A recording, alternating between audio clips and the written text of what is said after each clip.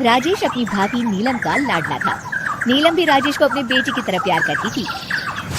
राजेश, लखनऊ वाले मामा जी ने तुम्हारे लिए एक बहुत अच्छा रिश्ता बताया है। लड़की बहुत अच्छी है, अब तुम शादी कर लो।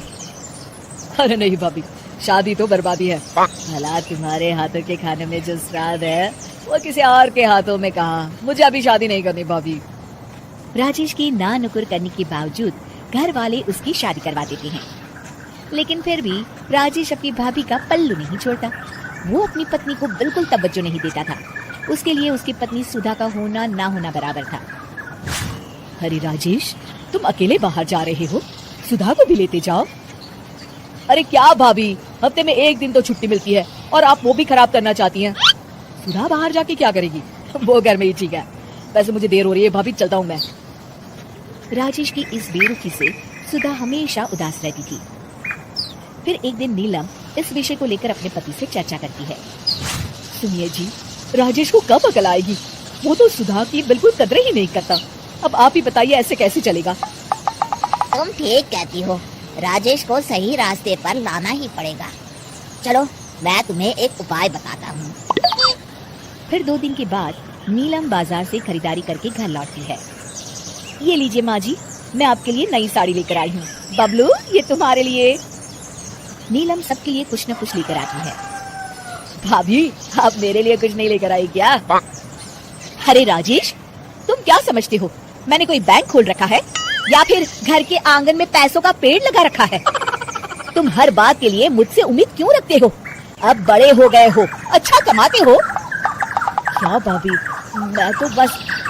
अरे बस भी करो, तुम्हारी ये बच्चे जैसी ना समझ बातें सुनने के लिए मेरे पास बिल्कुल वक्त नहीं है।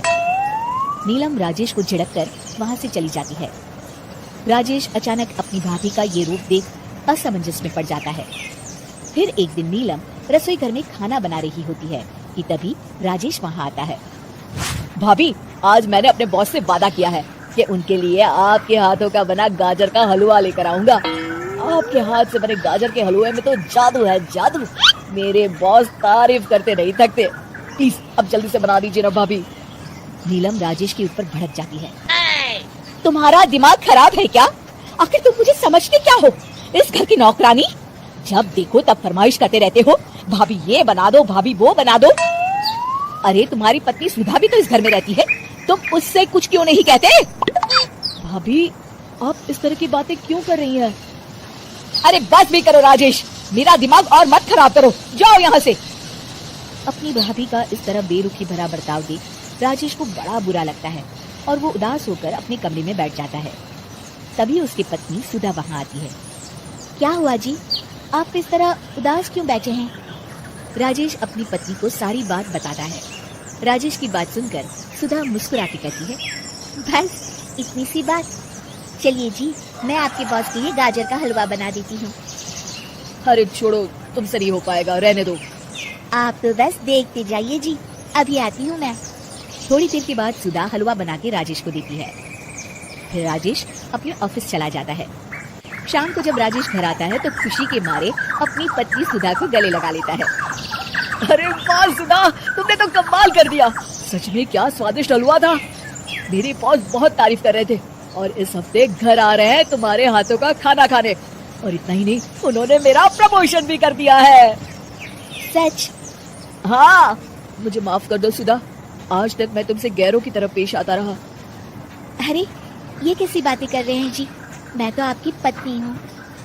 धीरे धीरे राजेश अपनी पत्नी के साथ पूरी तरह घुल मिल जाता है और अपना ज्यादातर समय सुधा के साथ बिताने लगता है और उसकी हर छोटी मोटी जरूरतों का ख्याल भी रखता है। ये देख राजेश के भैया और भाभी बहुत खुश होते हैं। फिर एक दिन राजेश और सुधा बाहर से घूम कर आते हैं। राजेश, सुधा के प्रति तुम अपनी जिम्मेदारी समझो, इसीलिए मैंने तुम्हारे साथ ऐसा बर्ताव किया था। अगर तुम्हें मेरी किसी बात का बुरा लगा हो तो मुझे माफ कर देना। अरे अरे भाभी, ये क्या कह रही हैं? मैं जानता हूँ आप तो मेरे लिए हमेशा अच्छा ही सोचोगी। आखिर आप वर्ल्ड की बेस्ट भाभी जो है। इसे कहते हैं अंत भला तो सब भला। है कि आपको हमारी ये कहानी पसंद आई होगी। कृपया हमारे चैनल को सब्सक्राइब करें और सभी अपडेट्स के लिए बेल आइकन जरूर क्लिक करें और हाँ, वीडियो लाइक और शेयर करना मत भूलिएगा। Bye bye.